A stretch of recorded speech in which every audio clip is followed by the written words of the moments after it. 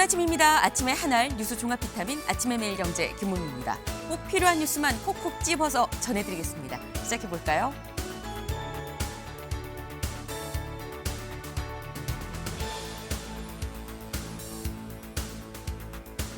네, 조금 전 들어온 속보부터 좀 전해드리도록 하겠습니다. 김여정 북한 노동당 부부장 오늘 새벽 6시쯤 담화를 내놨습니다. 무슨 내용이냐? 정동영 장관의 무임기 유감 표명 이거 다행이다라고 얘기하면서 재발 방지 주의를 좀 돌리세요라고 얘기를 했습니다.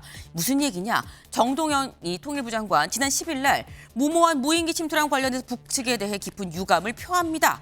라고 직접 밝혔죠. 여기에 대해서 김여정 부부장이 오늘 새벽 6시에 화답하듯이 담화를 발표를 했다라는 거죠. 다만 김여정 부부장이 한 얘기 이거 다행이다라고 얘기를 하면서도 재발 방지 대책도 같이 요구를 했다라는 점도 눈여겨볼 대목입니다. 일면 들어가 볼까요?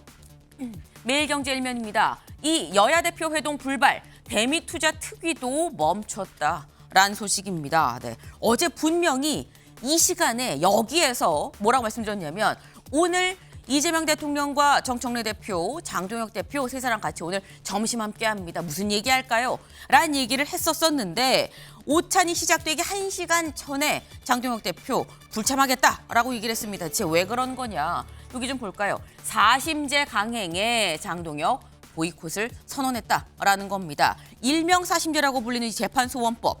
민주당 주도로 바로 전날 국회 법사위를 통과를 했죠. 그러니까 왜 만나기 전날 매번 이런 식입니까? 라고 얘기를 하면서 안 갑니다. 라고 한 건데 문제는 다 본회의도 보이콧 더불어서 지금 이 대미 투자 특위도 그럼 여야 지금 소통이 완전히 멈춘 거죠. 대미 투자 특위도 멈춘 거 아니겠느냐라는 얘기가 나옵니다. 요 얘기 잠시 뒤에 대담으로 좀 짚어보겠습니다. 다음 기사 볼까요? 세계일보입니다. 조희대 재판소원법 국민의 큰 피해가 갈 수밖에 없습니다. 라고 조희대 대법원장이 얘기를 했습니다. 지금 장동혁 국민의힘 대표가 오찬에 불참 사유로 든 게 바로 이 재판소원법이죠. 이 재판소법 관련해서 어제 출근길에 직접 이렇게 얘기를 했다라는 거예요. 자세히 좀 볼까요? 국민한테 엄청난 피해가 가는 문제입니다. 라고 얘기를 하면서 이 해당 법안들 입법은 공론화를 통해서 충분한 수기 끝에 이루어져야 한다고 누누이 얘기해 왔습니다. 계속해서 대법원이 국회와 협의를 하고 설득을 해 나가겠습니다라고 얘기를 했습니다. 네, 계속 설득을 하겠다라고 하는데 지금 여당은 이미 입장이 정해진 것 같은데 설득이 될 것이냐라는 거죠. 근데 그럼 사심제가 되면 여기도 사심제까지 가려나라는 생각도 듭니다. 뭘 얘기하느냐 다음 기사 볼까요? 국민일보입니다. 내란 종사 위증 유죄 이상민 1심 징역 7년이다. 네, 어제 이상민 전 행안부 장관에 대해서 1심 선고가 나왔습니다. 내란 종사 혐의, 위증 혐의에 대해서 이거 유죄입니다라고 이 재판부가 인정을 했는데 관련해서 구형 15년이었었는데 징역 7년으로 반 정도로 뚝 떨어졌죠. 똑같이 구형 15년을 받은 한덕수 전 총리는 15년에 더하기 8, 23년을 받았는데 여기는 오히려 아래로 8년이 내려갔습니다. 두 사람의 차이는 무엇이냐? 요 얘기도 잠시 뒤에 대담으로 좀 짚어봅니다. 다음 기사 볼까요? 경향입니다. 네, 대체 여기는 어떤 기사를 얘기하려는 거야? 바로 이겁니다. 5,522.77. 네, 꿈의 5,000피다라고 했는데 5,000피가 넘고 쭉쭉 올라가더니 이제 5,500도 넘어서 어제 종가 5,522.27로 코스피 마감을 했습니다. 어디까지 올라가는 거냐? 이대로 6,000까지 가는 거 아니야? 라는 생각이 좀 드네요. 다음 기사 볼까요? 동아일보입니다. 13살 김주혜 국정원 북한 후계 내정 단계입니다. 라고 밝혔습니다. 국정원에 따르면 그동안 사실 많은 얘기가 있었죠. 그럼 후계자야 아니야. 그냥 세워놓는 병정이야. 진짜 후계자야 라는 얘기가 있었는데 국정원이 얘기하기를 진짜 후계자로 내정하는 중인 것 같아요 라는 얘기를 한 거죠. 네, 지금 보니까 이 관련해서 정책, 시책, 아이디어까지 내더라 13살이 라는 얘기가 나옵니다. 굳이 이렇게 어린 나이에 아무리 후계자라 그래도 노출시킬 필요가 있느냐라는 생각도 살짝 들긴 하는데 이 얘기도 잠시 뒤에 대담으로 좀 짚어보겠습니다.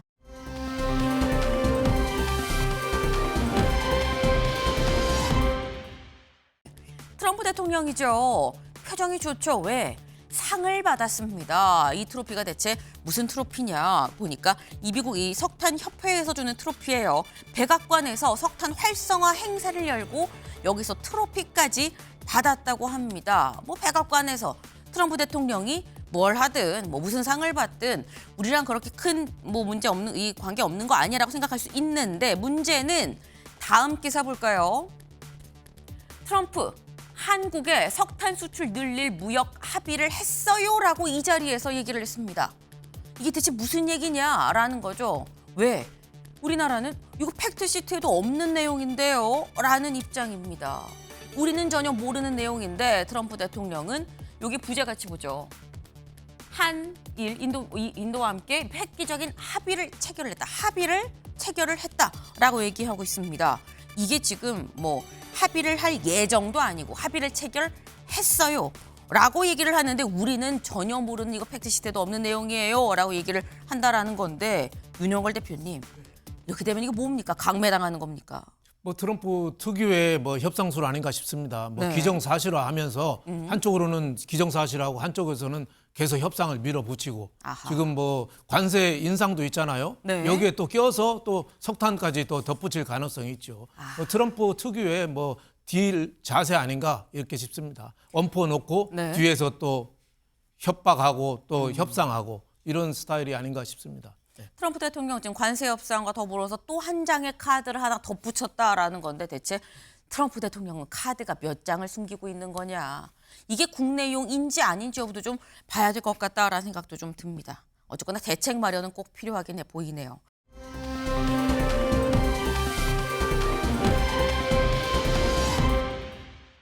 오늘은 저희가 비타민 E도 하나 갖고 왔습니다. 오늘 기사가 아니에요. SNS 글입니다. 누구의 글이냐? 이재명 대통령의 글입니다. 오늘 새벽 0시 2분에 올린 글이에요. 잠을 안 자는 것 같아요. 네, 이재명 대통령 이번에도 부동산 글입니다. 뭐라고 올렸느냐? 다주택자들의 기존 대출은 만기가 되면 어떻게 처리해야 할까요? 라는 게 제목이에요. 뭐라고 얘기를 하느냐? 여기 볼까요?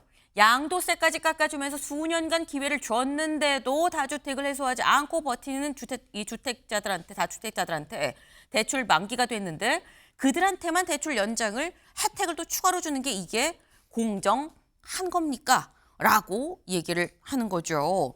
공정할까요? 라고 물었다는 얘기는 공정하지 않지 않습니까? 라는 말로 들리는 거죠. 이 얘기인즉슨 곧 다주택자들 대출 만기 연장은 안 됩니다. 라는 얘기가 나올 것 같다라는 겁니다. 다주택자들 요즘 밤잠 좀 설치겠다. 라는 생각이 좀 드네요. 아침엔 매일경제 뉴스 종합 비타민 언제나처럼 TV로 좀 크게 보시다가요. 궁금한 점 유튜브 댓글로 남겨주시면 같이 좀 얘기를 해보겠습니다. 첫 번째 키워드 들어가 볼까요?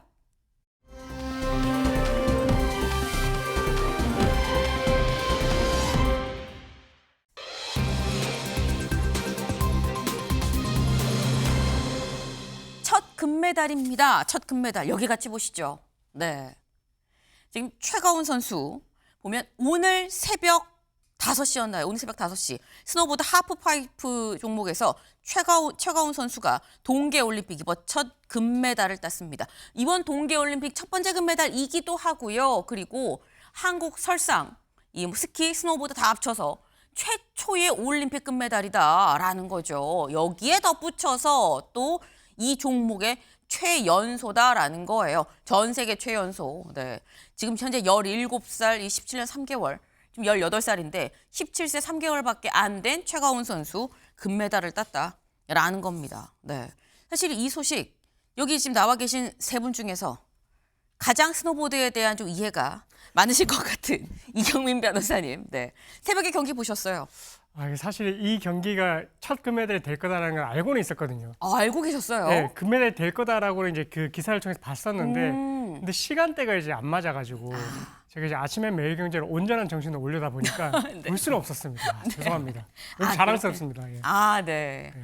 사실 새벽 5시에 이 우승을 했다는 얘기는 3시, 4시에 경기가 있었다는 얘기죠. 때문에 온전한 정신으로 저희 프로그램에 나와주시기 위해서 요거까지 못 봤는데 어쨌거나 축하할 일이다라는 겁니다. 이 최연소예요 또. 지금 이 한국 우리나라 설상 스키 스노보드 다 합쳐서 첫 올림픽 금메달이다라는 건데 근데 이 최가운 선수가 달마 퀴즈로도 불리더라고요. 달마 퀴즈가 무슨 얘기야 싶은데 이 기사 좀 같이 볼까요? 이번에 최가운 선수 말고 앞서서 먼저 김상겸 선수가 먼저 문을 열었었죠. 메달의 금을 이 메달의 문을. 김상겸 그다음에 유승은 선수 등등 있었는데 이들의 비상 뒤에는 달마가 있었다라는 겁니다. 이게 대체 무슨 얘기냐? 이 선수들 다 달마 퀴즈라는 거예요. 그러니까 달마배 스노보드 대회에서 이걸 통해서 점점 커간 그런 선수들이라는 건데 이게 무슨 얘기냐? 여기 좀 같이 볼까요? 네. 스노보드 멋있게 타는 그냥 평지인데도 불구하고 평지에서 스노보드 이렇게 열심히 타는 스님이시죠. 네. 스님이십니다. 호산 스님이에요. 이른바 스노보드 타는 스님이라고 하면은 뭐 아시는 분들은 다 아신다라고 하는데 올해 환갑이십니다. 그런데 이렇게 잘 타신다라는 거예요. 이 호산 스님이 처음에 스노보드를 알게 되고 조계종 차원에서 또 이 스노보드에 대한 후원을 또 하는 이런 역할을 해왔다라는 건데 이게 참 최창렬 교수님 뭐 교육은 백년지대계라고 하긴 하는데 이게 스노보드에서 올해 왜 이렇게 메달이 많이 나오지 싶었는데 보니까 이게 갑자기 툭 튀어나온 메달이 아닌 것 같습니다. 스노보드는 우리나라가 올림픽에서 저렇게 메달을 따려면 저는 생각 못했어요. 요즘 이제 보도가 나오니까 네. 상당히 유망하구나, 가능성이 있구나라고 이제 보긴 봤습니다만 지금 보니까 저런 기사에서 나온 겁니다만 뭐 달마 퀴즈라고 할 정도로 네. 저분이 저렇게 지금 메달 수상자에게 저런 교육을 전수한 것 같아요. 그러니까 이게 우리나라가 알려지지 않은 여러 저력이 있다고 저는 생각이 돼요. 저런 부분도 저희들 어릴 때는 뭐 상상이 안 가는 얘기들이거든요. 근데 저런 부분이 이제 메달도 따고 말이죠. 저 뒤에 저렇게 스님도 있고 이런 걸로 봐서 대한민국의 저력이 어디까지 뻗어나갈지, 특히 올림픽 같은 경우. 우리나라 올림픽이 이제 동계원, 하계원 기본적으로 10위권이에요.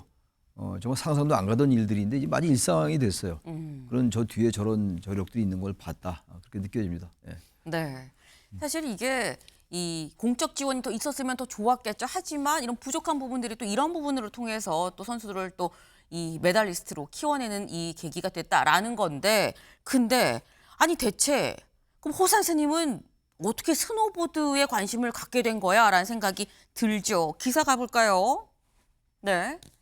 기사 보겠습니다. 어떻게 알게 된 겁니까? 라는 거죠. 여기 보겠습니다.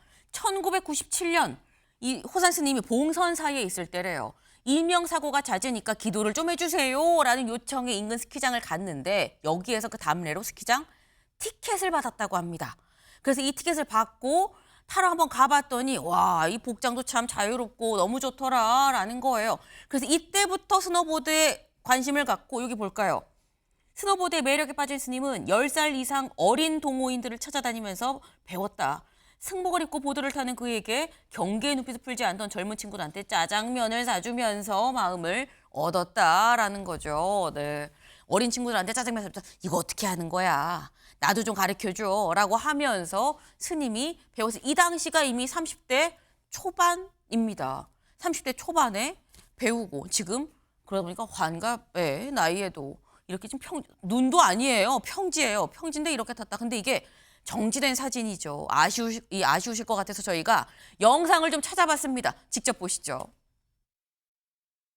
지금 호상 스님, 자 이번 달마배 모든 달마배를 만들어 주시고 후원하고 계시는 대한민국 조계종 총무부장님 호상 스님께서 세레모니 라이딩 보여주셨습니다. 선수들이 무난하게 자기 기량을 발휘해서 성공적으로 대회를 잘 마치면서 되었습니다. 네, 지금 저 모습이 3년 전이에요. 2023년 달마배 때 가서 이제 세리머니로 슬라이딩을 하는 모습인데, 그러니까 57의 나이의 모습이신 거죠. 그럼에도 불구하고 막 슬라이딩만 이만큼 뜁니다. 윤영걸 대표님, 네. 어떻게 인생은 60부터라고 하는데 배워보실 생각 있으십니까?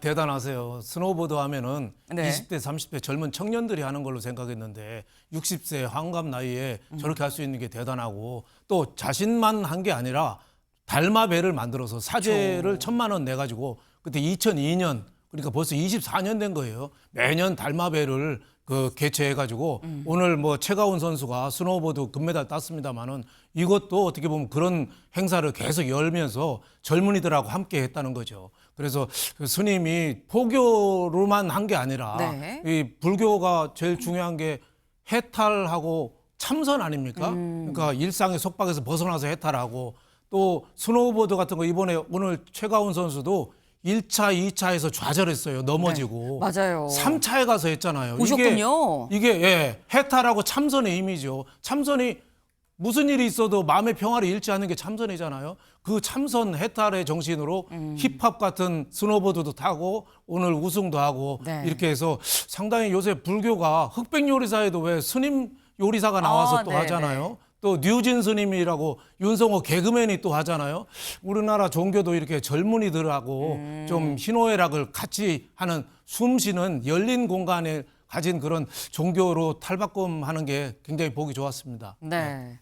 사실 이번 이런 사례를 보면 호산 스님 사례를 보면서 그 수십 년 전에 한 20, 30년 전에 거의 30년 전에 씨앗을 뿌리고 비료를 주고 물을 주고 기다림의 시간이 일만큼 있어야 이렇게 메달이란 또 열매도 또 열리는 거 아니겠느냐. 또 교육이란 게 또 그런 거 아닌가라는 생각을 좀 해봅니다.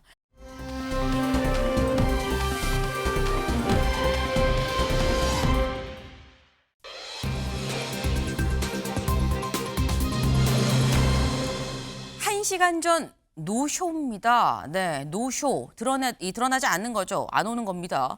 무슨 얘기인지 같이 기사 보겠습니다. 장동혁, 청와대 오찬 1시간 전 불참 일방 통보를 했다라는 겁니다. 어제 이재명 대통령 정청래 대표랑 같이 오찬을 하기로 했었던 국민의힘 장동혁 대표.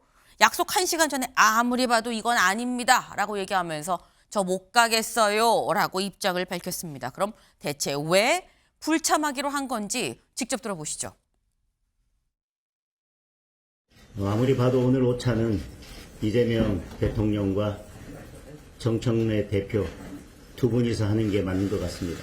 한 손으로는 등기에 칼을 숨기고 한 손으로 악수를 청하는 거에 대해서 응할 수는 없는 노릇입니다.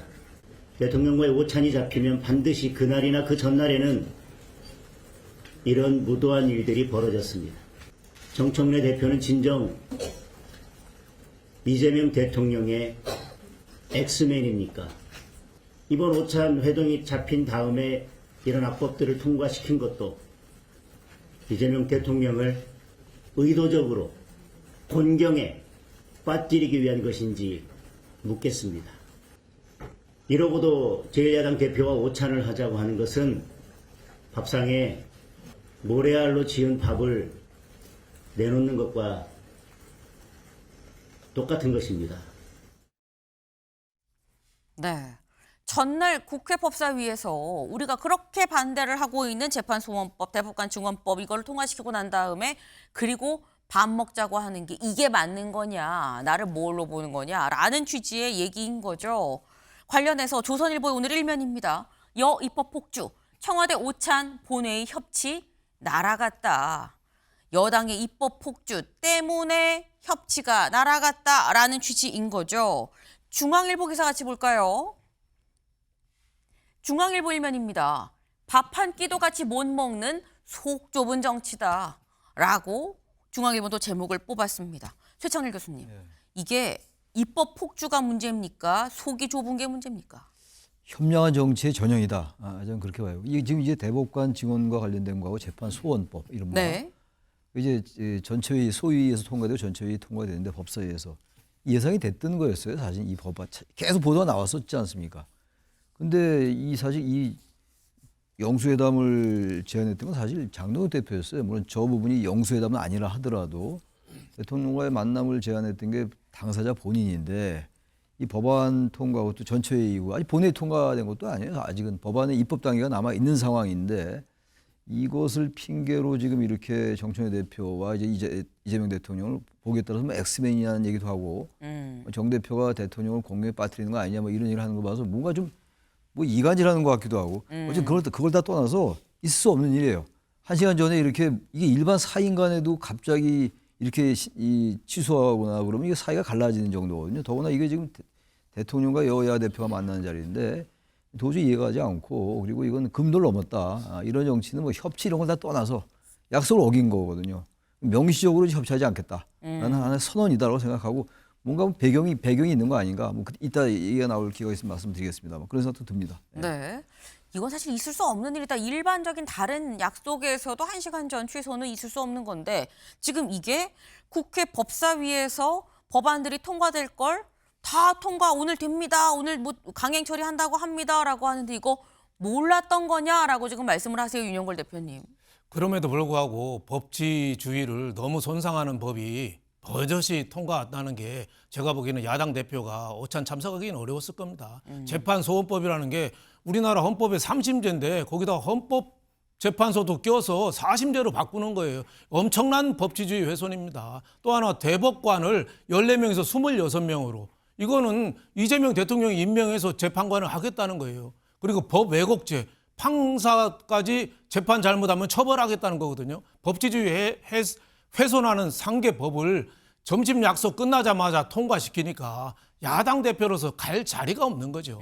그러면서 불구해서 저는 이 법치주의 훼손이라 좀 갈 수가 없었다. 하지만은 장동혁 대표가 공자가 그런 말 했잖아요. 말은 무겁게 하고 행동은 민첩하게 하라고 논어에도 얘기 있잖아요. 근데 말을 너무 가볍게 하고 행동은 너무 왔다 갔다 하는 거 아닌가, 허둥지둥한 거 아닌가 이런 생각이 들어요. 아마 오찬 자리에 약속을 했으면은 저 같은 경우는 일단은 가겠어요. 가서 옛날에 그 이재명 대통령 되기 전에 그때 2024년 4월 29일 날 용산에 갔었어요. 네. 그때 여기 20분 거리 여의도에서 여기 오는데 용산을 오는데 20분 거리인데 700일이 걸렸다 하면서 기억이 A4 납니다. 용지 10장 읽었잖아요. 네. 그러니까 어제 오찬장을 장동혁 대표의 상상력이 있으면은 그거를 국민들한테 설날 명절 앞두고 읍소하는 자리로 만들 수 있었는데 왜 밥 안 먹는 걸로 하냐 이거죠. 사춘기 청년도 아니고 저는 이 장지연, 을사늑약, 이토 히로부미를 비난한 시일야 방송대곡을 읊는 그 황성신문의 장지연 정도의 정신으로 가서 지금 법치주의 훼손, 우리나라 민주주의가 흔들리고 있다. 국민 여러분 이거 좀 알아주십시오 하고 얘기하고 나 밥은 안 먹겠다 하고 나올 수도 있잖아요. 근데 왜 이렇게 상상력이 없어요?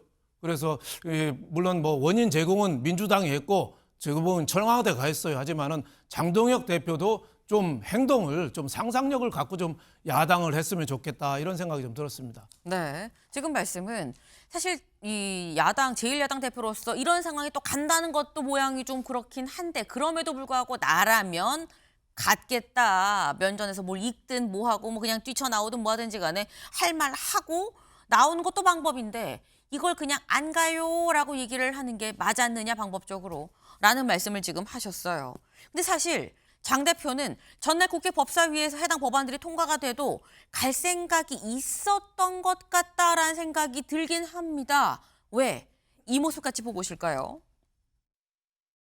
오늘 저는 대통령, 여당 대표와 함께 오찬 회동을 갖습니다. 단독 영수회담이 이루어지지 않은 것은 아쉽지만 대통령께 제가 만난 민심을 생생하게 전달하려고 합니다. 민주당의 내부 문제가 심각해지니까 자기네들 아름다운 화면 찍기 위해서 저는 반대입니다. 우리 당대표께서 이런 연출극에 결코 가서 들러리 서서는 안 된다고 생각합니다. 국민의힘을 우리 장동혁 대표님을 민주당의 오점을 덮는 용도로 저 역시도 장동혁 대표님의 오창회동 불참을 간곡히 권유드립니다. 계산된 청와대 오찬에 국민의힘 우리 당 대표가 참석하는 것은 저도 적절하지 않다고 말씀드립니다. 부부싸움하고 둘이 화해하겠다고 옆집 아저씨 불러놓는 꼴이라는 것을 충분히 알고 있었습니다. 어제 오찬회동을 수락한 이후에 벌어진 많은 일들을 간밤에 또 고민하고 또 고민해 봤습니다. 오늘 여러 최고위원님들께서 제고해 줄 것을 요청하셨기 때문에 이 문제에 대해서 다시 논의하고 최종 결정을 하도록 하겠습니다. 네. 어제 아침 최고위의 상황입니다. 분명히 최고위 시작하면서 장동혁 대표는 이러이러한 민심을 제가 전달하겠습니다. 라고 얘기를 했는데 그 다음 후순번으로 이제 마이크를 잡은 신동국 최고위원, 김민수 최고위원이 오찬 회동 불참을 간곡히 권유합니다. 신동국 최고위원도 들러리 서지 마세요. 이거 계산된 오찬 참석은 요건 부적절합니다. 민주당이 그린 그림에 그냥 배경으로 들러리 가는 거예요. 라고 강력하게 좀 반대를 표명하죠. 그러니까 요 발언이 쭉 한숨배 돌고 마지막으로 다시 발언권을 갖고 장동혁 대표가 제가 좀 재고를 해보겠습니다. 라고 얘기를 했다라는 거죠. 이걸 보면 최청일 교수님, 장동혁 대표는 그래도 갈 생각이 있긴 있었는데 최고위원들이 만류를 한 거냐? 아니면 사실 최고위원은 살짝 또 티타임 같기도 하거든요. 내가 갈 수가 없으니 이쪽에서 운을 띄워주세요. 라고 해서 뭐 한 거냐? 어떻게 보십니까? 어떤 그 사전에 얘기가 있었는지 모릅니다만 저렇게 얘기했다고 해가지고 바로 또 이렇게 생각을 바꾸는 것도 보기 좋지 않아요. 그러면 최고위원들을 설득해야죠. 정말로 자신이 갈 생각이 있었단 말이죠. 그럼에도 불구하고 우리가 가서 아까 뭐 이재명 그 대통령이 대표 시절에 윤석열 전 대통령 만났던 말씀도 나왔습니다만 꼭 그게 아니더라도 바로 그러니까 만나야 되는 거 아니에요. 지금 여야가 뭐 지금 이걸 만나고 안 만나고를 떠나서 당장 협치가 되지는 않을 거 아니에요. 그럼에도 불구하고 이게 소통이 안 되니까 워낙 생각이 다르고 특히 내란 프레임에서 여전히 지금 호적되는 이제 국민의힘인데 바로 그런 것들을 돌파하기 위해서라도 가는 게 맞아요. 정치적 계산에 의해서라도 말이죠. 제가 볼 때 신동욱 최고도 그렇고 김민수 최고도 그렇고 어쨌든 내란이나 이 계엄에 대해서 대단히 극우적인 얘기를 많이 해왔던 분들이에요. 상황에 따라서. 근데 그것도 그렇고 지금 전환기 씨 얘기도 저기 나온 게 있어요. 윤석열 전 대통령 선거 일주일 남겨놓고 뭐 그런 얘기도 나오고 있는 상황이에요. 그래서 아무튼 간에 지금 장동혁 대표가 지금 최고위원들에게 휘둘리느냐 뭐 이런 걸 떠나서 말이죠. 네. 장 대표가 결단 내리면 되는 부분이에요. 이런 문제들에 대해서는. 근데 이걸 시컨 약속을 해놓고는 어렵게 성사된 자리거든요. 이걸 저렇게 최고위원들의 말에 의해서 안 갔다면 더욱더 문제죠. 그 정도 리더십이 취약하다는 얘기이기 때문에 전 이번에 장동혁 대표가 좀 오찬에 안 감으로써 말이죠. 장 대표 리더십이 가뜩이나 취약한데 더욱더 취약해졌다. 더욱더 나약해졌다고 생각합니다. 네. 지금 어제의 이 불참 결정 자체를 최고위원들이 거듭거듭 만류를 해서 설득이 장 대표가 된 건지 아니면 장 대표가 처음에 생각이 있었는데 뭐 이렇게 모습을 좀 이쪽에서 권유하는 걸로 해주세요. 내가 그걸 받는 형식을 취할 테니까라고 한 건지는 알 수 없지만 어쨌거나 대표면 흔들리면 안 되는 거 아니냐라고 지금 말씀을 하셨어요. 근데 사실 이 자리가 약속 같이 밥 먹으면서 얘기합시다라는 자리인 거죠. 이 얘기인즉슨 장 대표 말고 이 자리에 함께하는 정청래 대표, 이재명 대통령의 입장도 있을 겁니다. 이 오찬이 취소됐다는 이 소식에 정청래 대표 뭐라고 글을 올렸냐 이렇게 올렸어요. 이런 속보가 올라왔어요. 라면 속보 장동혁 이 대통령과 오찬의 불참 결정이라고 올리면서 본인이 요청할 땐 언제고 약속 시간 직전에 이 무슨 결례입니까? 국민과 대통령에 대한 예의는 눈꼽만큼도 없는 국민의힘의 작태에 경악합니다. 국힘 정말 노답이다 라고 올렸어요. 이렇게 얘기를 하고 있죠. 자기가 요청할 땐 언제고 라고 얘기를 해요. 장동혁 대표 사실 단식을 하면서 그리고 단식이 끝난 다음에 교섭단체 대표 연설에서도 영수회담을 얘기를 했었습니다. 그때부터 잠깐 같이 보고 오실까요? 저는 오늘 이재명 대통령에게 다시 한번 영수회담을 요청합니다. 지금은 이재명 정부의 골든타임입니다. 더 이상 허비할 시간이 없습니다. 대통령과 제1야당 대표가 마주 앉아 현안을 논의하는 것만으로도 국민의 불안을 덜어드릴 수 있을 것입니다. 교섭단체 대표 연설에서 다른 거 다 차치하고 뭐 성과가 있고 없고를 떠나서 두 사람이 앉아서 얘기하는 것만으로도 국민들의 불안을 좀 잦아들게 할 수 있지 않겠냐라고 본인이 제시를 했었고 윤영걸 대표님 단식 때도 영수회담 합시다라고 얘기를 했었고 그걸 홍익표 정무수석한테 얘기도 했었거든요. 그래서 마련된 자리이기도 한데 그럼 단식 왜 했냐 뭐 이런 얘기도 나와요. 그러니까 뭐 어렵게 마련한 자리인데 저도 뭐 참석을 해야 된다고 보는 입장이지만은 제가 보기에는 민주당의 정청래 대표는 저런 말할 자격이 없습니다. 지난번에 1차 영수회담 때도 끝나자마자 특검법을 더 센 걸 통과시키고 더 강화한 걸 통과시키고 뭐라고 그랬냐면은 국민의힘 해산해야 된다고까지 얘기했어요.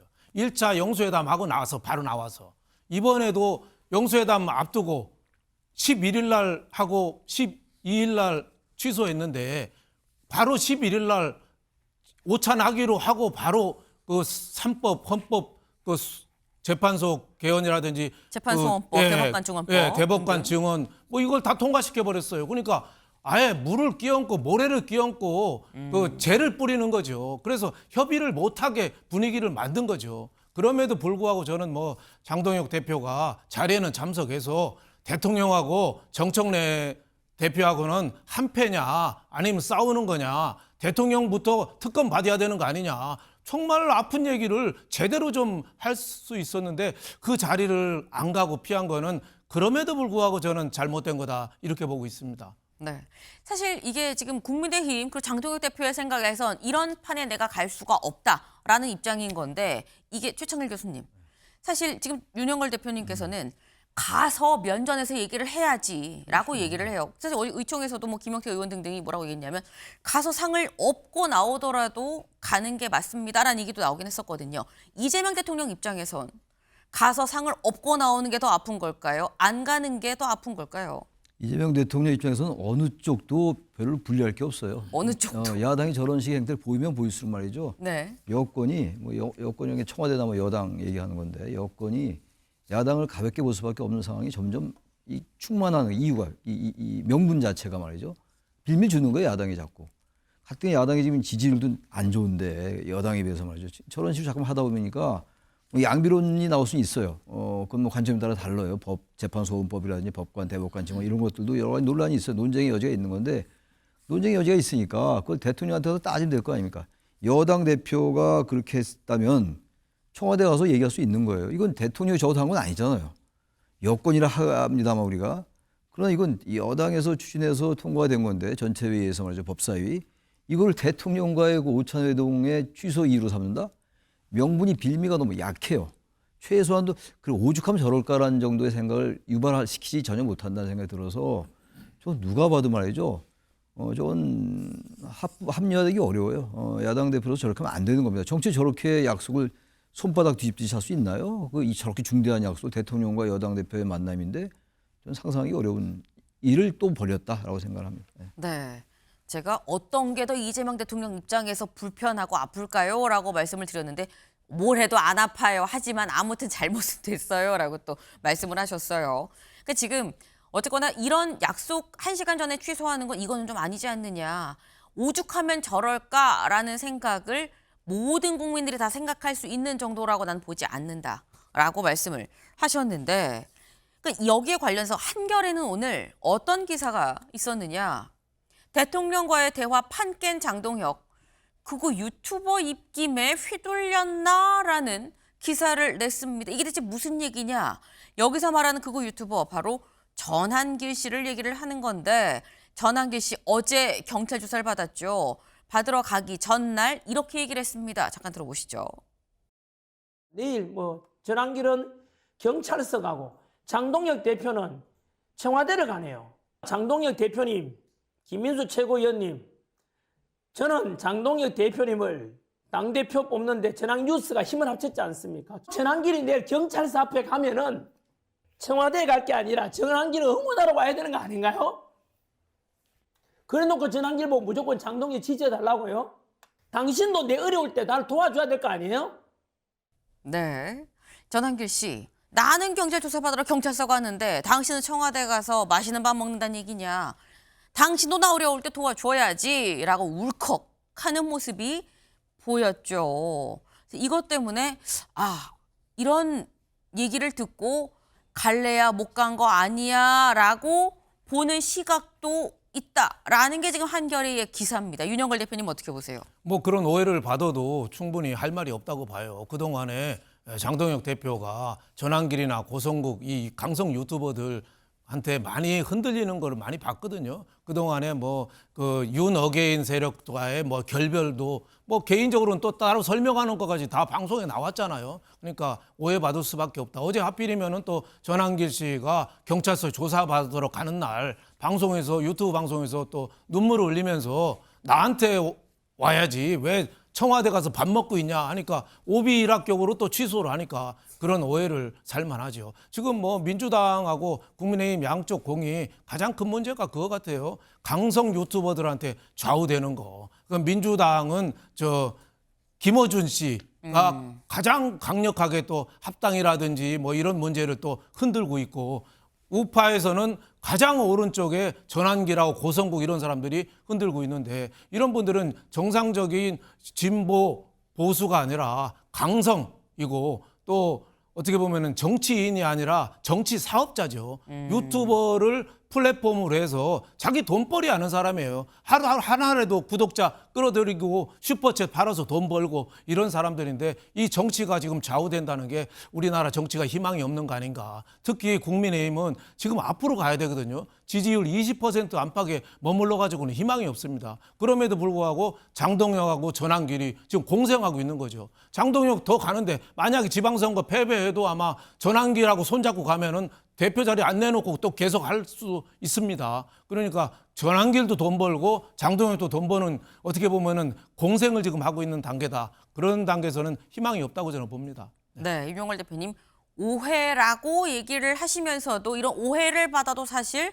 할 말이 없는 상황이긴 하다. 마침 또 그러니 오비락처럼 이게 보는 사람 입장에선 그럴 수 있지 않겠느냐라고 말씀을 하셨는데, 일단 전환길 씨가 아니 왜 나한테 안 오고 청와대 오찬을 가요라고 얘기했습니다. 경찰서에도 가지 않았어요, 장동혁 대표는. 하지만 일단 이런 얘기들, 전환길 씨 이런 얘기들, 섭섭함의 토로가 영향을 미친 거 아니냐라고 또 한겨레는 오면에 기사로 썼다라는 거죠. 네. 근데 사실 이게 저희가 지금 장동혁 대표가 대체 왜 안 갔느냐 또 있지만, 장동혁 대표가 안 간 거 이유에 뭐 이런저런 이 면을 보고 있긴 합니다만, 이 오찬이 취소된 이재명 대통령도 있죠. 대통령 사실 되게 바쁜데 오찬을 하기로 했다가 갑자기 쑥 일정이 빠졌어요. 그래서 이재명 대통령 번개를 쳤다고 합니다. 어디 갔는지 영상으로 확인해 보시죠.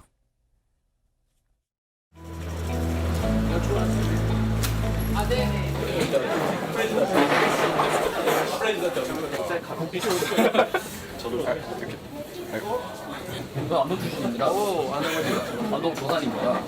아버지랑 친구 있는 걸로 알고. 그래요? 어떻게? 아버지 석 도산. 안 부셔주세요. 네. 저도 안동 2만 면인데. 그래요? 원정이에요. 그러시구나.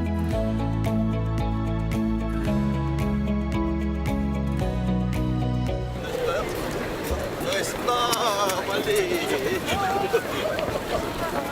식사도 잘하고. 그렇게까지 이동환이가 일행인데요.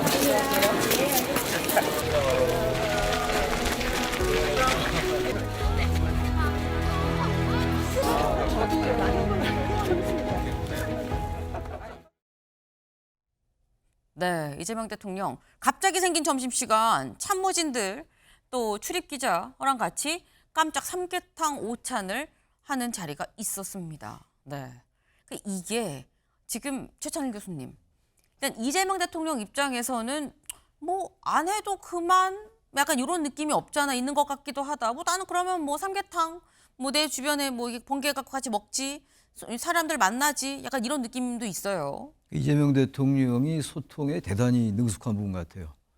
어제 이제 그 갑자기 불발됐잖아요. 그 대표 회동이 불발됐는데 그것도 저렇게 활용을 하는 거거든요. 제가 그래서 어제 그 서천에 그 식당 이재명 대통령이 갔다 했는데 좀 가봤어요, 제가.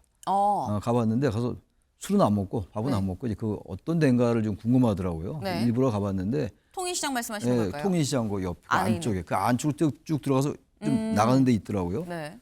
서천 인왕식당인가 그렇게 정확한 이름은 모르겠는데 그렇게 알고 있는데 아무튼 그 안에 보니까 이제 손님이 몇 명 있어요. 아주 허름하더라고요. 적당히 허름한 정도가 아니라 완전히 진짜 그러면 선술집, 국밥 파는 데더라고요. 막걸리도 팔던가요? 막걸리도 팔겠죠. 가서 물어보진 않았겠습니다. 네. 근데 제가 이제 배가 아주 고프지 않아서 먹고 오지는 않았는데 일부러 한번 가봤어요. 근데 저렇게 행보하는 거 청와대 근처 아닙니까? 저기 경복궁도 그렇고. 경복궁도 저도 가끔 가봐요. 이렇게. 또 65세 넘었으니까 무료고. 가는데 아무튼 간에 저희 저렇게 소통을 하는 거, 저 장동혁 대표니까 이중으로 너무 대비되잖아요. 여유가 있고. 근데 이건 지금 장동혁 대표는 그냥 최고위원회에 휘둘리는 것 같기도 하고 그 유튜브에 휘둘리는 것 같기도 하고, 아니면 자기 생각이 우리는 알 수 없겠습니다만 어쨌든 현명해 보이고 옹색해 보인단 말이에요. 그 명분 자체가. 아마 오늘 신문들 제가 대충 훑어봤는데 다 비판적이더라고요. 보수, 진보할 것 없이. 근데 이제 거기에 반해서 이재명 대통령은 여유 있게 청와대 참모진과 밥도 먹고 또 인근 경복궁도 이제 산책을 하고 말이죠. 네. 저런 모습을 보이니까 지금 현재 상태에서 말이죠. 실리나 명분에 있어 야당이 당해낼 도리가 없어요. 당하려면 어떻게 됩니까? 명분을 가지고 가야 돼요. 금도를 가지고 가야 되는데 금도조차 어기고 명분도 없고 하는 행동도 옹색해 보이고 이래저래 패배할 것만 남아 있다. 야당은 그렇게 생각합니다. 네. 지금 저희가 지금 얘기를 나눈 이런 모든 상황들을 봤을 때 여와야가 어제 오찬으로 좀 더 붙는 건가, 가운데로 좀 만날 수 있는 건가 얘기가 되는 건가 싶었었는데 이게 오히려 원래 있던 자리보다 더 멀리 이렇게 떨어진 것 같다라는 생각을 지울 수가 없습니다. 다음 키워드로 넘어가 볼까요?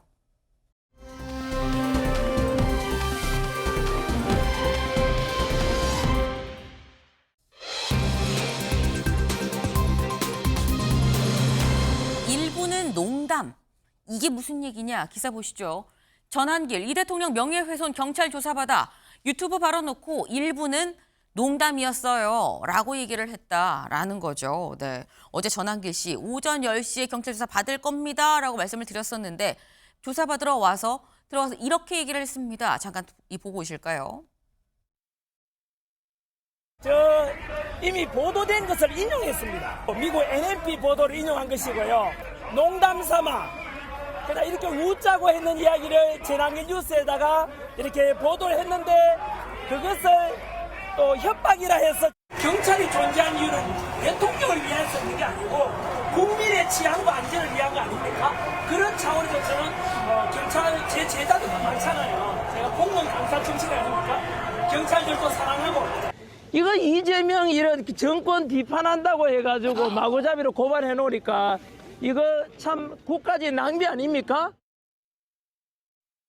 네, 어제 전한길 씨 조사받으러 들어가서 9시간 뒤에 조사받고 나와서의 모습까지 저희가 좀 같이 보여드렸습니다. 그런데 들어가면서도 여유가 상당히 있어요. 여유가 있고 나 다 인용한 거고요. 뭐 이렇게 얘기를 하면서 다 여기 경찰들 다 아마 내 강의 듣고 된 사람들 많을 텐데 내가 그렇게 영혼 없는 공무원 되지 말라고 얘기를 했는데 이러면 안 됩니다. 라고 약간 훈계 아닌 훈계까지 하는 모습을 보셨습니다. 윤영걸 대표님 어떻게 보셨어요? 잘못한 거는 처벌을 받아야죠. 근데 전한길 씨는 언론인 흉내를 내고 있어요. 어제 저기 목에 걸고 간 게 기자증이래요. 기자증. 네. 저 사람이 무슨 기자예요. 기자는 아무나 아는 겁니까? 공정, 성실하게, 신의 성실하게 보도하는 사람이 기자잖아요. 저는 한쪽 편 들어서 소리 지르는 사람이잖아요. 농담이라고 하고 잘못된 거는 처벌을 받아야죠. 그러니까 민주당은 김어준 같이 저렇게 허위 유포설, 괴담 맨날 퍼뜨리잖아요. 김어준 같은 사람하고 독립을 해야 되고 네. 국민의힘은 전한길 저런 사람들하고 고성국 같은 사람하고 빨리 끊어져야 돼요. 가르치를 쳐야죠. 그래서 잘못한 거는 처벌을 받게 놔둬야 되는데 저걸 국민의힘 지지자들 보수까지 흔들려가지고는 희망이 없다고 봅니다. 잘못해서 뭐 농담이라고 해도 상대방 명예를 훼손했으면은 저는 법적인 절차를 따라야 된다고 봅니다. 네. 지금 하신 말씀이 약간 개인적인 의견이다라는 말씀을 다시 한번 드려요. 고성국, 김어준 등등해서 몇몇 유튜버에 대해서 허위 사실 유포하고 괴담 퍼뜨린다. 이게 개인 의견이다. 라는 일단 말씀을 좀 드리는데 일단 말씀은 잘못한 거 맞긴 맞지라고 말씀을 지금 하신 거거든요. 대체 무슨 얘기를 했는데 그것 때문에 경찰 조사까지 받고 법적 처벌까지 받는다는 얘기가 나오는 건지 직접 들어보시죠. 보도에 하면 이재명의 정치 자금, 바로 대장동에 있던 벌었던 돈인지 알 수는 없지만 그 돈이 현재 싱가포르에 1조 이상 돈이 있다라고. 네. 이 발언 말고도 오히려 제가 방송에서도 말씀드릴 수 없는 뭐 그런 발언들도 더 있죠. 제가 말씀드리진 않겠습니다만 아무튼 이런 얘기들이 줄줄이 있어서 이게 지금 경찰 조사를 받고 지금 고소고발이 8건이라고 해요. 근데 여기에 대해서 조사를 받으러 들어가면서 이경민 변호사님 뭐라고 얘기하냐면 아무 문제 없어요. 나 인용한 거예요. 일부는 농담이었어요. 라면서 굉장히 자신 있어 하는 모습이거든요. 변호사님께서 보시기에 어떻게 무죄, 무혐의 나올 것 같으십니까? 지금 이야기하는 게 뭐 없는 사실을 지어낸 게 아니고 뭐 고위 관계자가 하는 말을 자기가 이야기를 한 거다라고 하는데 그렇다라고 할 것 같으면 이 고위 관계자가 누구인지가 지금 특정이 돼야 되고 그래서 그 사람은 또 어떻게 확인했는지 이 부분까지 다 특정이 되어야만 그래서 이런 부분들이 이제 본인도 이제 믿을 만한 그런 근거 자료가 있었다라는 게 돼서 이제 무혐의가 될 수 있는 거거든요. 그래서 네. 그런 부분들이 특정이 되지 않는다라면은 형사처벌까지 갈 수밖에 없는 상황이고, 그리고 아까 이제 농담이다, 인용한 것이다라고 했는데 그 인용을 할 때 또 어조도 중요하거든요. 그래서 이런 부분들이 만약 정말로 이제 조롱을 하거나 비난을 하거나 비방을 하거나 이런 정도로 이제 사용이 됐다라고 할 것 같으면 그런 부분들도 명예훼손이나 모욕이 될 수 있는 부분이 있어가지고, 그래서 이 방송의 전체적인 그 맥락을 봤을 때 만약 그 일부분에 국한된 행동이었다, 그런 이제 표현 방법이었다라고 할 것 같으면 그 부분도 처벌 가능성이 있어서 아마 이런 부분들에 대해서 아마 수사기관에서도 적극적으로 수사를 계속 하지 않을까 싶습니다. 네. 그러니까 지금 본인은 난 무죄, 난 무혐의예요 라고 얘기하지만 법적으로 볼 때는 명확히 다르다라는 말씀인 거예요. 그리고 그 사이사이에 나오는 이 증거가 있는 얘기인 건지 없는 얘기인 건지 아마 경찰이 조사를 해볼 거다라고 말씀을 하시는데, 사실 이 윤영걸 대표님께서는 좀 더 세게 말씀을 하시긴 했습니다만, 이런 이 극단의 얘기를 하는 유튜버들의 얘기를 듣고 더 정치가 더 양극화되고 시민들이 양극화되는 면이 분명히 있죠. 전한길 씨 말고 보수 유튜버 중에 고성국 씨가 있습니다. 고성국 씨도 어제 한참 화제가 됐습니다. 왜? 한국일보 기사 같이 보죠. 국정원, 이 가덕도 테러범 고성국에 영향받았다. 그러니까 이재명 대통령이 대선을 앞두고 이제 후보 시절에 부산에 갔을 때 테러를 당했을 때 기억하시나요? 그때 그 테러범이 고성국 씨한테 영향을 받았습니다라고 국정원이 얘기를 했습니다. 여기 보겠습니다. 국정원이 12일 테러로 지정된 이재명 대통령 가덕도 피습 사건의 가해자에 대해 고성국한테 영향을 받은 것, 즉 극우 유튜버들의 영향을 받은 건 틀림없어 보인다라고 얘기를 했습니다. 네. 근데 사실 이게 그래 뭐 유튜브 요즘 정치 유튜브 다 보는데 영향 받았겠지라고 생각을 할 수 있는데, 근데 그냥 독자로서 유튜브 보고 영향을 받은 게 아니라 더 가까운 것 같다라는 얘기가 나왔어요. 박선원 의원 얘기 잠깐 들어보시죠.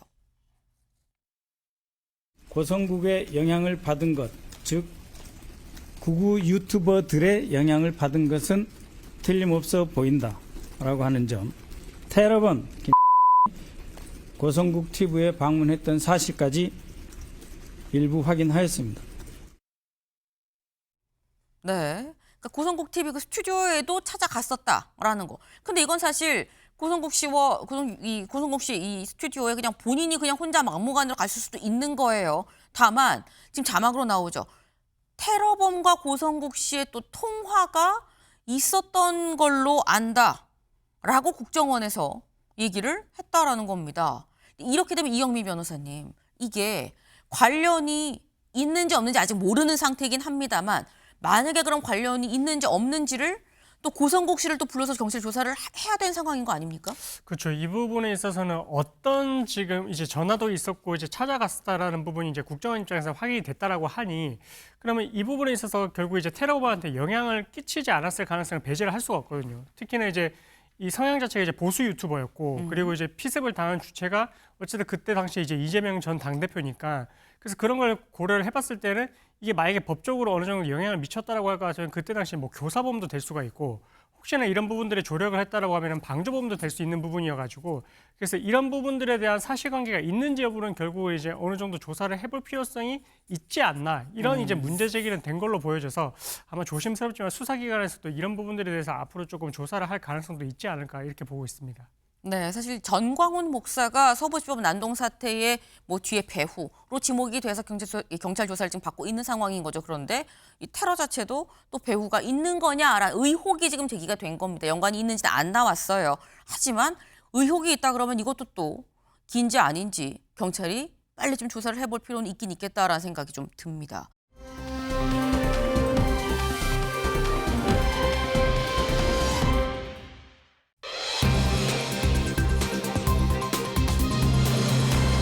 (7년입니다) 7년. 뭐가 7년이냐. 보시죠. 단전단수 지시 이상민 징역 7년. 국가 존립을 위태롭게 한 내란에 가담을 했다.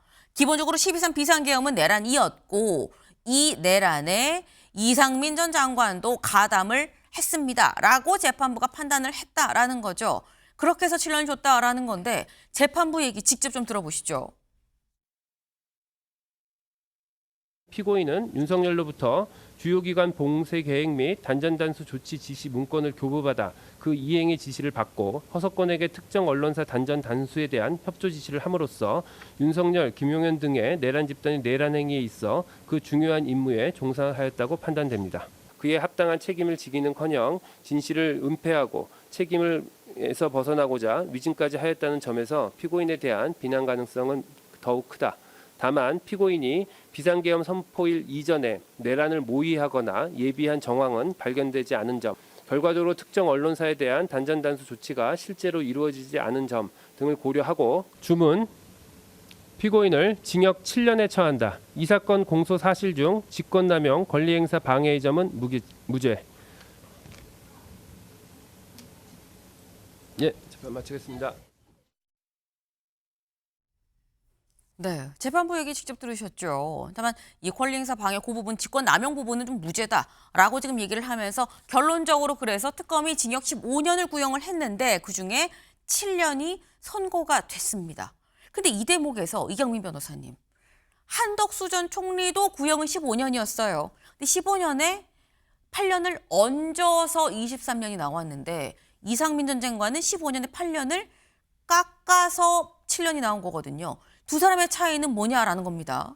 이제 각 재판부가 다르기 때문에 사실 뭐 딱 비교를 할 수는 없지만 네. 이신감 부장이 이제 그때 당시에 이제 결론을 내린 부분은 그러니까 이게 이전에 뭐 전두환 노태우 때에 그때 이제 판결의 기준을 참고를 하지는 않고 본인이 봤을 때는 이 쿠데타가 위에서부터 이루어진 친위 쿠데타의 모습이었기 때문에 그래서 이거는 이제 형량에 있어서도 더 이제 어떻게 보면 새롭게 이제 반영을 시켜서 이런 부분 가담을 했을 정도, 특히나 이제 한덕수 전 총리 같은 경우에는 국정 2인자였기 때문에 뭐 이런 부분들을 막을 수 있는 위치에 있었고, 근데 그럼에도 불구하고 뭔가 이제 국무회의도 거치도록 하고 이렇게 이제 절차적 하자가 없는 것처럼 이렇게도 조력을 했기 때문에 네. 이런 부분들이 이제 가담한 정도가 크다라고 봐서 형량을 조금 높게 선고를 한 것 같고요.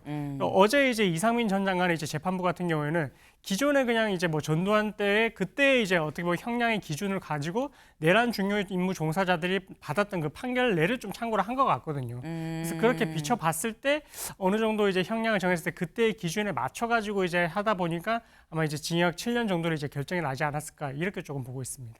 일단 재판부가 같은 재판부가 아니기 때문에 어떤 걸 놓고서 보느냐. 근데 이 앞서서 한덕수 전 총리의 재판부는 역대 이런 적이 없었다고 봐서 새롭게 어떻게 기준 설정을 하는 개념이었었고, 이번 같은 경우는 전두환 때의 내란 사건에 비춰봐서 거기를 기준으로 해서 잡다 보니까 7년이 나온 것 같다라고 말씀을 하셨어요. 네. 그러다 보니까 23년과 7년, 무려 14년 차이가 지금 난다라는 건데, 근데 관련해서 아까 잠깐 보셨나요? 이상민 전 장관도 사실 더 나올 줄 알았는데 라는 생각을 했었던 것 같다. 왜? 마지막에 얘기를 듣고 난 다음에 웃으면서 옆을 쓱 보는 모습 보셨나요? 네. 웃으면서 방청석 쪽을 보죠. 왜냐하면 제가 지금 영상으로 들리진 않았습니다만 방청석에 이 취재하러 간 기자들의 얘기에 따르면 뭐라고 하냐, 방청석에서 아빠 괜찮아, 사랑해 라는 얘기가 나왔다는 거죠. 이제 가족들이 방청석에서 같이 있었고 아빠 괜찮아, 힘내 라는 취지로 얘기를 했고, 아빠 괜찮아 라는 이 느낌으로 웃으면서 이 방청석을 바라봤다라는 건데, 최창일 교수님 어떻게 보셨습니까? 뭐 가족한테는 저렇게 얘기할 수 있겠죠. 근데 지금 변호인에게도 이렇게 어깨를 두드리는 이 모습이 좀 보였단 말이에요.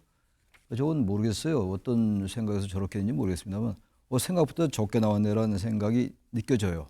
그렇지 않고 저런 여유가 나오기가 어려워요.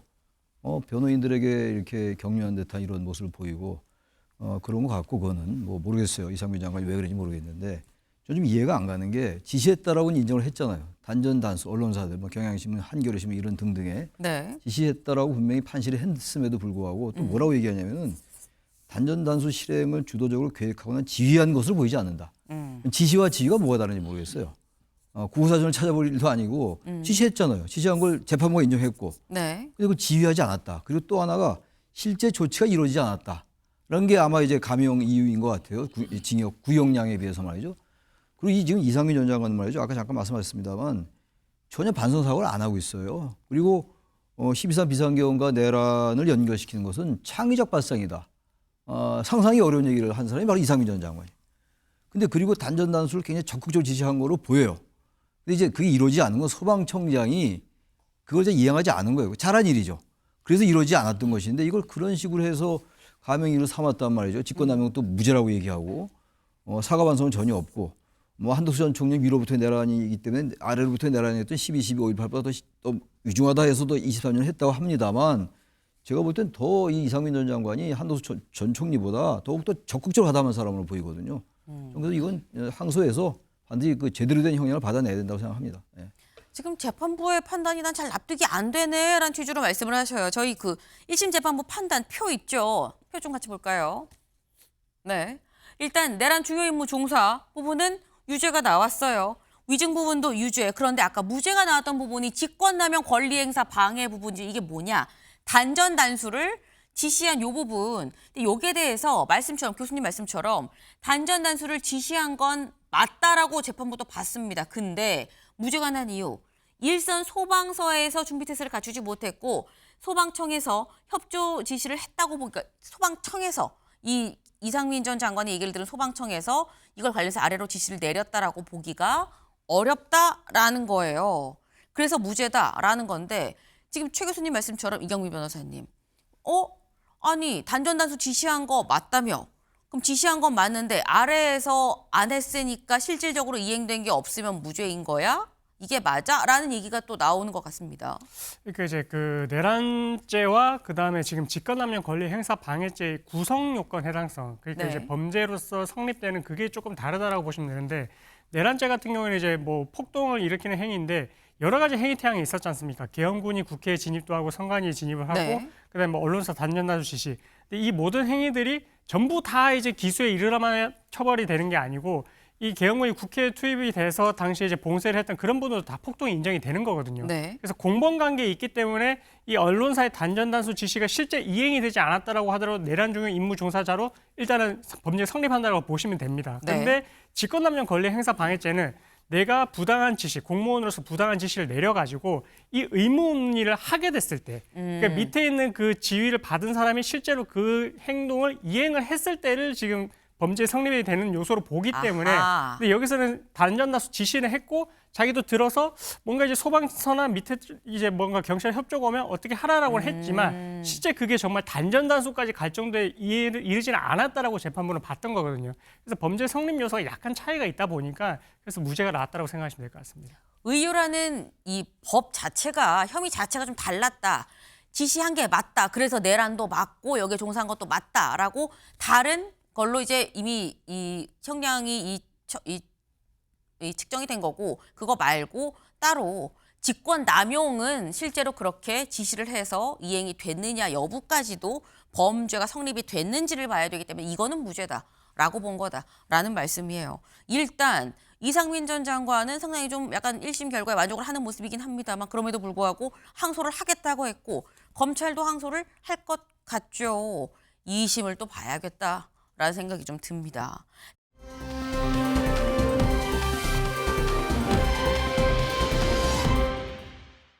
누구지 싶으실 수 있습니다만 그래서인지 친절하게 여기 명찰이 이렇게 있죠. 이름표가 김용이다라는 거. 김용 전 부원장이 왜 나왔지? 기사 같이 볼까요?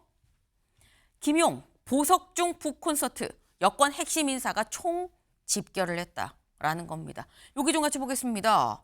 이게 어디냐? 이게 바로 어제 있었던 북콘서트장의 모습입니다. 출판기념회라고 좀 보시면 될 것 같아요. 쉽게 얘기해서. 근데 여기에 좀 기라성 같은 박지원, 우원식 의장, 이현주, 뭐 저기 김우영 의원 등등해서 다 쫙 전부 지금 민주당 의원들이죠. 민주당 의원들이 일제히 다 여기를 꽉 채웠다라는 거예요. 어제 대체 어떤 상황이었는지 직접 영상으로 확인해 보시죠. 거의 뭐 우리 의총을 방북케 할 정도로 다 오셔가지고 또 너무나 감사드리고요. 한 6개월 동안 뭐 결과를 내지 않고 있는데 저는 뭐 그렇다고 전혀 개의치 않습니다. 진실이 멀리 가지 않을 것이고. 예전에 용의 눈물이라는 드라마를 참 잘 봤는데 오늘 오면서 김용의 눈물, 용의 눈물은 어땠을까 그런 생각을 했습니다. 이재명이란 이름은 이재명 혼자 쓰고 혼자 쏘아 올린 이름이 아니라 김용 같은 이런 동지들이 함께 쓴 이름이라고 생각합니다. 제 정신을 갖고 있는 옳은 판단을 하는 조의대 사법부라면 김용에 대해서 무죄 취지로 파기환송할 것이라고 믿고 김용의 눈물을 생각하면서 네, 김용 전 부원장 본인 입으로 얘기를 하죠. 거의 뭐 의원총회를 방불케 하는 정도로 다 와주셨네요라고 얘기를 했습니다. 근데 여기에 나와서 이제 정청래 대표, 당 대표죠. 정청래 대표가 뭐라고 하느냐? 제정신을 갖고 있는 조의대 사법부라고 한다면 무죄 취지 파기환송하지 않겠습니까? 라고 얘기를 했어요. 이 얘기를 윤영걸 대표님, 조의대 대법원장은 어떻게 느낄까요? 말이 안 되는 얘기죠. 조의대 대법원장이 그걸 판결합니까? 혼자 다 합니까? 대법원도 그렇고 판사들이 수기해서 결정한 거 아니겠어요? 유죄가 인정이 돼서 2심에서 징역 5년에 추징금 6억 7천만 원, 대장동 불법 자금하고 그 선거 자금 받은 거 갖고 유죄 판결을 받은 거잖아요. 지금 보석으로 잠깐 나온 거예요. 약속을 하고. 네. 근데 저렇게 개성장구처럼 저렇게 출판 기념회 하고 여당의 실세들이 총출동한다. 저게 우리나라 민주주의고 우리나라 여당, 정부 여당, 청와대의 저는 현 주소라고 봅니다. 책 제목도 뭐예요? 대통령의 쓸모예요. 그러니까 이재명 대통령 측근으로 알려졌잖아요. 옛날에 이재명 대통령이 측근하면은 정진상, 김용 정도는 돼야 내 측근이라고 했으니까 대통령한테 어떻게 보면 잘 보이려고 하는 건데 그 김용한테 또 잘 보이려고 하는 사람이 총출동한 거예요. 저기에 국회의장도 있고 여당 대표도 있고 참 우리나라 법치주의, 민주주의가 어떻게 돼가는지 저는 여당 지금 정권 실세들이 너무 오만하다.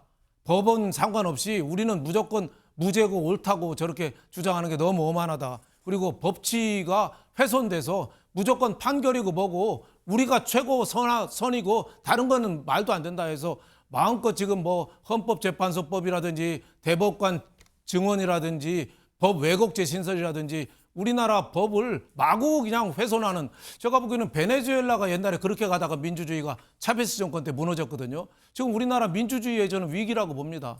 네, 지금 잠깐 보석으로 나왔는데 이렇게 다니면서 나 무죄다라고 얘기를 하고 집권여당 대표가 나와서 이거는 무죄 취지로 해야지라고 공개적으로 얘기를 하는 게 맞는 거냐라고 말씀을 하셨어요. 사실 김용 전 부원장이 지금 2심 끝나고 3심 대법원 판단을 지금 기다리고 있는 상황입니다. 형량 좀 같이 볼까요? 1심과 2심에서 몇 년이 나는지 같이 보겠습니다. 1심 선고 2023년 11월에 징역 5년, 벌금 7천, 추징금 6억 7천. 법정 구속됐었어요. 그런데 2심에서도 선고 자체는 1심과 똑같이 나왔는데 근데 이때 법정 구속이 계속 구속 상태였었습니다만 지난해 8월 보석으로 석방이 됐죠. 석방돼서 나와서 이제 책을 써서 전국을 돌면서 지금 북콘서트를 하고 있다라는 겁니다.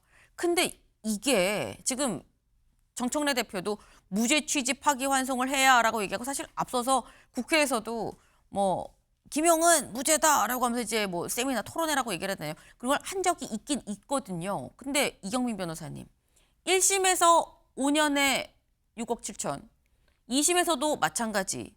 그러면은 1심, 2심이 이렇게 나올 때 3심에서 무죄 취지 파기환송이 나올 가능성은 몇 %나 될까요? 상당히 어려운 질문입니다. 이게 기록을 보지 않은 상태에 상당히 어려운데 네. 근데 이제 우리가 판결이 확정되기 전까지 무죄 추정의 원칙이 적용이 되지 않습니까? 그렇기 때문에 지금 뭐 북콘서트에서도 뭐 저렇게 이야기를 하는 것 같은데 사실 근데 이제 보통 일반적인 사건에 있어서는 1심, 2심에서 유죄가 났으면 대법원에서 파기환송되는 경우가 거의 없다라고 봐도 될 정도로 희박하거든요. 근데 이게 다른 사람의 경우는 잘 모르겠습니다. 사실 그런 경우도 많이 좀 있기는 있어가지고 사실 이 사건도 이제 뭐 기록을 보지 않은 상태니까 뭐 단정짓기는 어렵지만 어쨌든 이렇게 보석 석방을 했을 때 아마 주거 지장 조치도 이제 했고 네. 증거인멸에 대한 우려도 이제 그런 부분을 하지 말라라고 했을 텐데 이렇게 하는 게 과연 바람직한가 이런 부분은 저도 계속 의문이 드는 상황입니다. 네, 지금 사실 이 개별 사건마다 좀 다르죠. 다르기 때문에 명확하게 단정할 수는 없어요라고 말씀하시는데 통상적으로나 통계적으로 보면 뭐 법조 출입해서 저희 기자들 입장에서도 1심, 2심에서 이렇게 나온 3심에서 무죄가 나온 경우는 흔치 않습니다. 정말 흔치 않아요. 하지만 집권 여당의 당대표 그리고 집권 여당의 의원들이 모여서 세미나 토론회를 할 만큼 무죄를 지금 주장을 하고 있다. 이게 사법부한테 어떤 의미로 들리겠느냐라는 점도 같이 좀 회자가 되고 있다라는 최창일 교수님 짧게 말씀해 보시죠. 다 좋은데 여기 지금 이 정청래 대표가 용의 눈물을 얘기했잖아요. 과한 비유예요.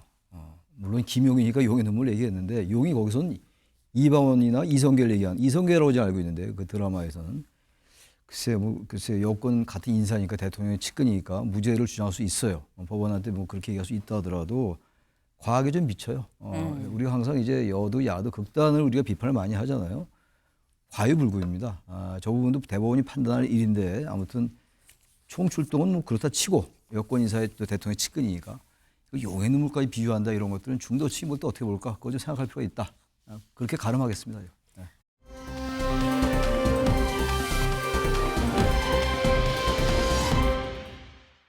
수면제 드링크 먹인 뒤 깨어나자 2배로 늘렸다. 2차 범행에 당한 남성은 결국 숨지고 말았습니다. 이게 대체 무슨 얘기냐.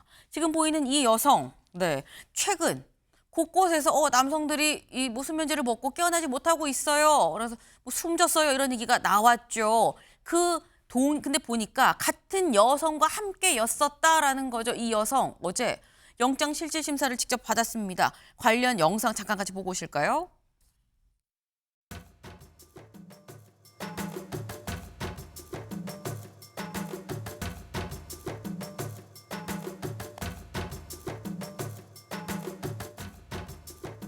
숨진 분들과 어떤 관계셨습니까? 피해자분들께 미안한 마음은 없으십니까? 약물 혼자 준비하셨나요?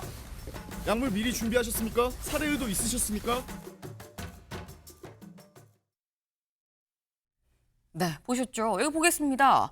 첫 번째 범행이 지금 2번, 3번이나 있었어요. 첫 번째 범행은 처음에 20대 초반의 남성이랑 같이 차에서 사귀는 사이, 한 달 된 사이 해서 아유 피곤하지 하고 드링크를 줬다는 거죠. 근데 20분 뒤에 남성이 쓰러져서 의식을 잃었고 이틀 뒤에 깨어나갖고는 이거 어떻게 된 거야? 라고 얘기를 했는데 설명을 잘 못하더라는 겁니다. 그래서 경찰에 신고했다라는 건데 근데 이 남성 말고 2번째 범행이 또 따로 있어요. 이 남성 말고 다른 남성이 사귄 지 일주일 됐나요? 그랬는데 이 남성 지금 이 20대 후반 같이 모텔로 들어가서 이 드링크를 줬다는 거죠. 이번에도. 그리고 난 다음에 남성이 쓰러지고 난 혼자 빈 병을 챙겨서 퇴실을 했고 첫 번째 범행 때는 남성이 일어났죠. 깨어났죠. 그러니까 약물 용량을 2배 이상으로 늘려서 그런 드링크를 제공을 했다라는 겁니다.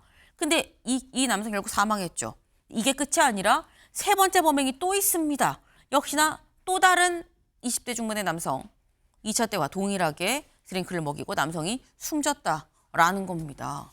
이걸 보면 근데 그렇다고 숨지고 난 다음에 뭘 다른 걸 가지고 간 것도 뭐 돈을 가지고 간 것도 아니고 이경민 변호사님 시간이 없어 짧지만 이 여성 왜 이러는 걸까요? 그러니까 이런 범행을 통해서 이제 뭔가 이렇게 결과가 나왔을 때 그걸 통해서 희열을 느끼는 그런 사이코패스에 가까운 사람으로 보이고 지금 이제 제명 자체는 상해치사로 되어 있지만 2차에서 이제 양을 늘렸지 않습니까? 죽을 수도 있다는 생각까지 했다라고 보여지기 때문에 충분히 살인죄의 고의까지 있어 보여가지고 아마 제명이 바뀌지 않을까 싶습니다. 지금 사이코패스의 가능성까지 좀 언급을 해주셨어요. 그리고 이게 지금 빈병을 회수해서 나갔다는 것 자체는 위험성을 다 알고 있는 거고 들키지 않으려는 생각이 있었다라는 거죠. 아마도 경찰 조사에서 이게 좀 나오지 않을까라는 생각이 좀 듭니다. 저희가 준비한 소식 오늘 여기까지입니다. 오늘도 좋은 하루 보내세요.